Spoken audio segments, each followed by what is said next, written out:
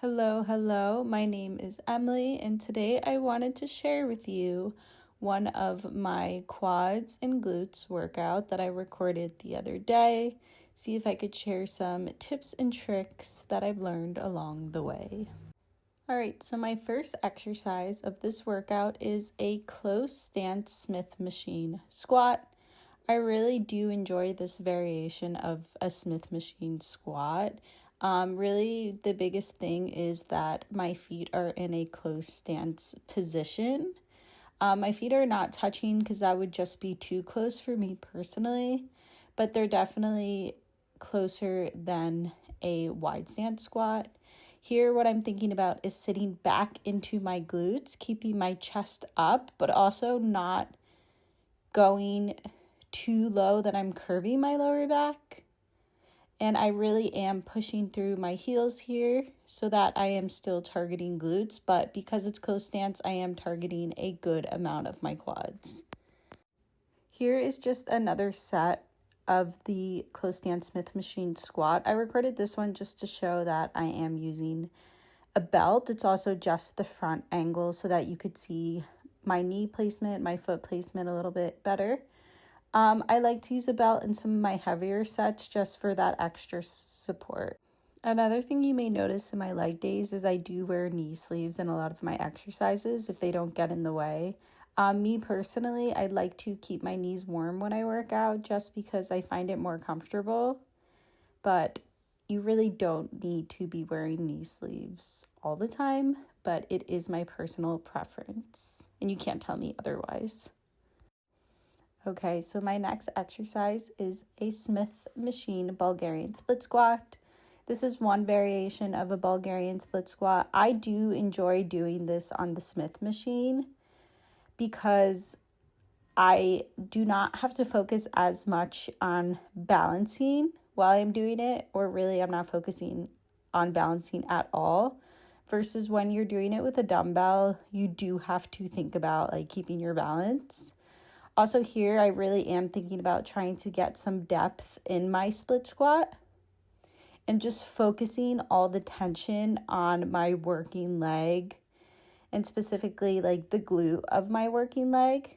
And I'm doing that by pressing off of the heel of my working foot and sitting as far back as I can.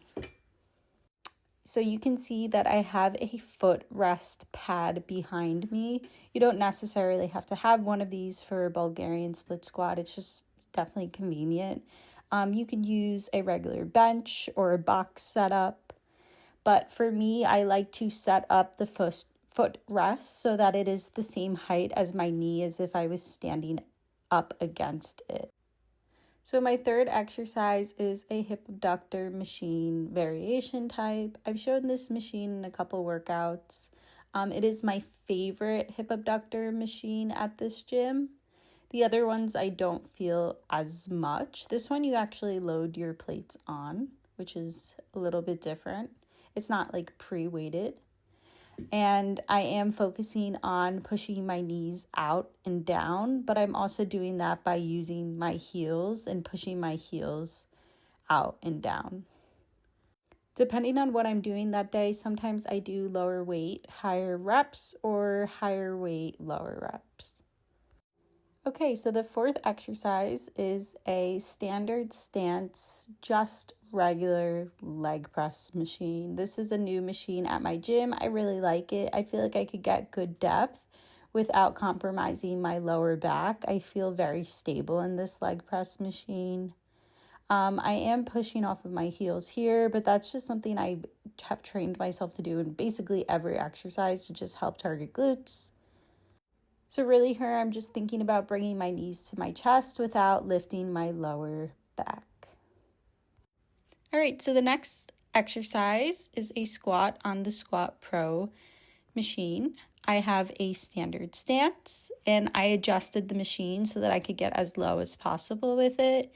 When I do this machine, I think about sitting my glutes all the way back and getting good depth without curving my lower back as always.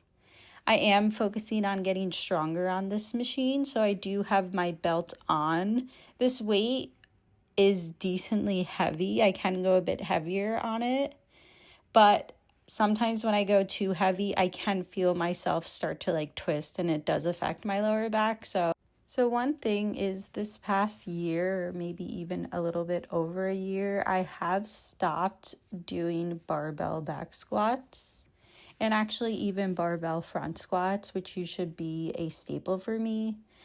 So I've kind of replaced that barbell back squat with like this Squat Pro machine, just because it feels a little bit more stable for me. I would love to be able to go back to barbell squats one day, but right now this is the exercise I'm doing to kind of make up for that loss of a squat. So we are nearing the end of the workout. I think I have one or two more to talk about. So this is a glute kickback using the cables. So here I adjusted my cable to the lowest that it could go. I do have my own ankle straps. For me, it was so important to have my own. I hate running around the gym looking for them. Also, I'm very specific about which ones I like. I would say a tip is buying ankle straps that have a double hook attachment, because sometimes when it only has a one hook attachment, it will come off your ankle if the Velcro is not strong enough, and kind of like the weights will crash, which I'm not trying to do. So these I've bought so many years ago. I still use them. They're a staple in my gym bag, and I would totally recommend just buying your own, cheapest one off of Amazon or something. Okay, my last exercise is leg extensions. So in regards to leg extensions for weights, I kind of do a pyramid style training. My first set is my lightest. I'm really focusing on feeling it in the quads. I increase my weight. My heaviest set, I'm hitting maybe 6 to 7 reps, and then I jump back down to a lighter set and use it as almost a burnout. Okay, bye.